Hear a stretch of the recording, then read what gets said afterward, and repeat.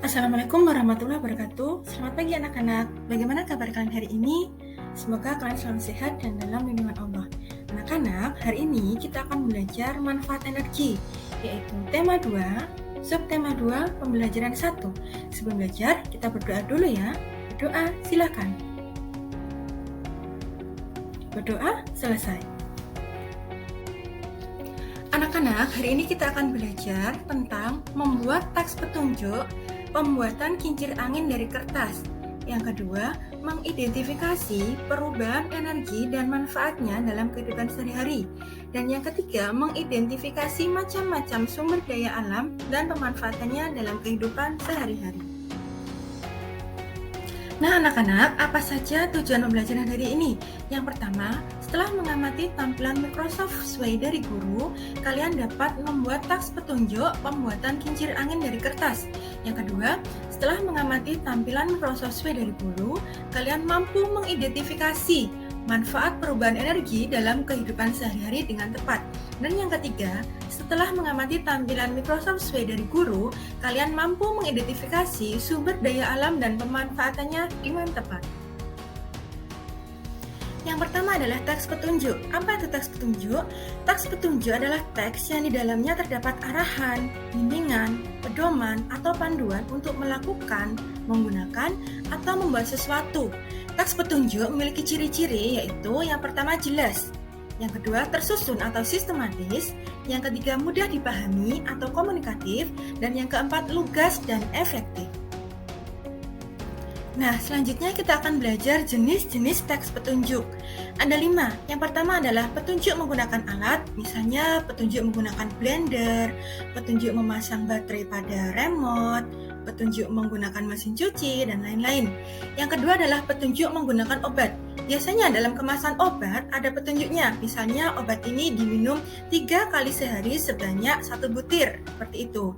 Yang ketiga adalah petunjuk membuat sesuatu, misalnya petunjuk membuat mie instan, petunjuk membuat kopi, petunjuk membuat teh, dan lain-lain. Yang keempat adalah petunjuk melakukan sesuatu atau sering kita sebut dengan tips, misalnya tips berkebun, tips membuat wajah cantik, dan sebagainya. Dan yang kelima adalah petunjuk arah atau denah. Biasanya kita temukan di jalan atau di undangan pernikahan, seperti itu. Nah anak-anak, selanjutnya kita akan belajar tentang perubahan energi dan pemanfaatannya dalam kehidupan sehari-hari. Yang pertama, perubahan energi listrik menjadi energi panas. Contohnya adalah setrika, microwave, solder, oven, rice cooker, kompor listrik, pemanggang listrik, dan pemanas air. Yang kedua, energi listrik menjadi energi gerak. Contohnya adalah kulkas, kipas angin, blender, mixer, mesin cuci, mesin jahit, motor listrik, mesin bor, dan penyedot debu. Yang ketiga adalah energi listrik menjadi energi bunyi. Contohnya adalah gitar listrik, drum listrik. Yang keempat adalah energi listrik menjadi energi cahaya.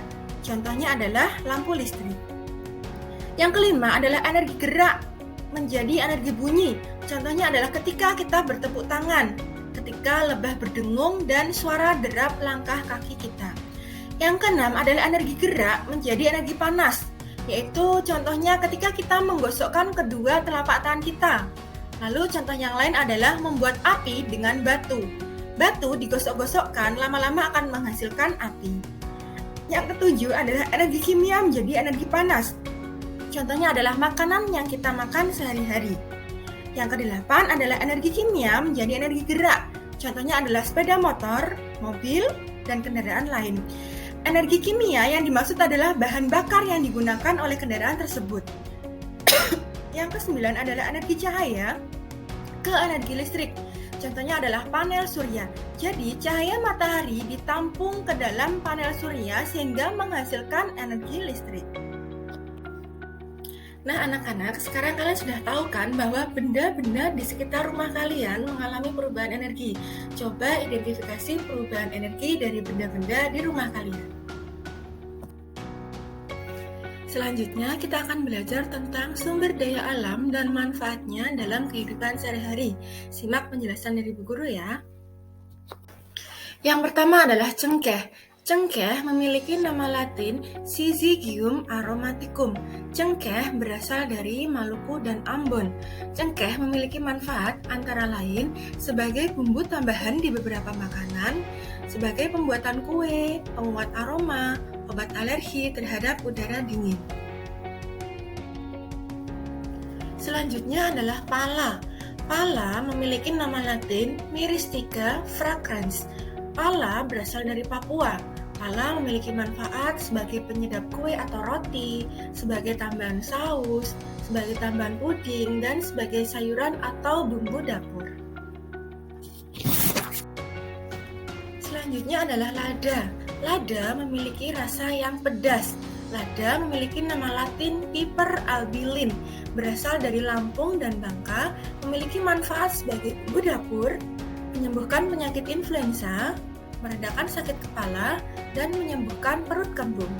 Selanjutnya adalah kayu secang. Kayu secang memiliki nama latin Caesalpinia sapan. Biasanya kayu secang banyak dihasilkan di daerah Aceh. Manfaatnya sebagai bahan minuman kesehatan atau sering kita sebut dengan wedang uwuh. Selain itu bisa juga untuk menurunkan kadar lemak, obat batuk dan diare, serta sebagai antioksidan. Selanjutnya adalah kayu manis. Kayu manis memiliki nama latin Cinnamomum verum.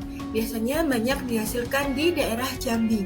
Kayu manis memiliki manfaat sebagai pengontrol gula darah, anti-infeksi, meringankan sakit kepala, dan untuk penderita rematik. Selain itu, kayu manis juga bisa digunakan untuk bumbu dapur. Nah anak-anak, selanjutnya adalah asam kandis atau kalian sering menyebutnya sebagai asam Jawa. Nama latinnya adalah Garcinia santosimius. Berasal dari Sumatera, memiliki manfaat sebagai bahan pewarna, sebagai minuman kesehatan atau sering kita sebut kunir asam, dan sebagai penyedap rasa pada masakan. Nah anak-anak, selanjutnya adalah jintan. Jintan memiliki nama latin Trachispermum roxburghianum. Jintan banyak dihasilkan di daerah Kalimantan Tengah. Jintan memiliki manfaat untuk menghangatkan tubuh, memperkuat pencernaan pada lambung. Selain itu, jintan juga bisa digunakan untuk bumbu dapur ya. Selanjutnya adalah kunyit.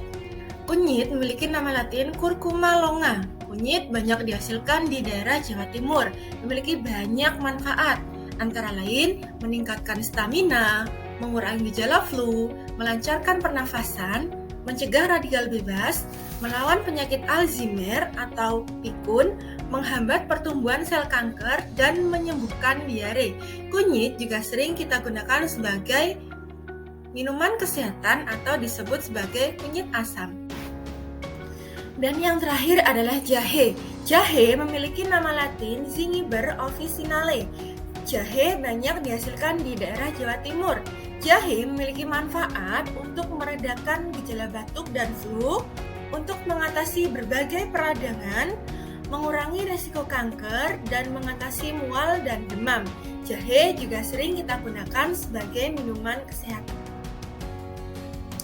Nah anak-anak, tugas kalian adalah yang pertama, membuat kincir angin dari kertas, lalu kalian sajikan langkahnya dalam bentuk teks petunjuk. Yang kedua, mengerjakan lembar evaluasi pada link Microsoft Form yang linknya akan saya tautkan pada Microsoft Suite. Nah anak-anak, itulah tadi pembelajaran hari ini. Sebelum pembelajaran kita akhiri, kita berdoa dulu ya. Semoga apa yang kita lakukan hari ini bermanfaat bagi diri kita dan orang lain. Berdoa, silakan. Berdoa selesai. Anak-anak, terima kasih telah bergabung di kelas hari ini ya. Jangan lupa selalu patuhi protokol kesehatan, memakai masker, mencuci tangan menggunakan sabun, dan menghindari kerumunan. Bu Guru akhiri, wassalamualaikum warahmatullahi wabarakatuh. Sampai jumpa.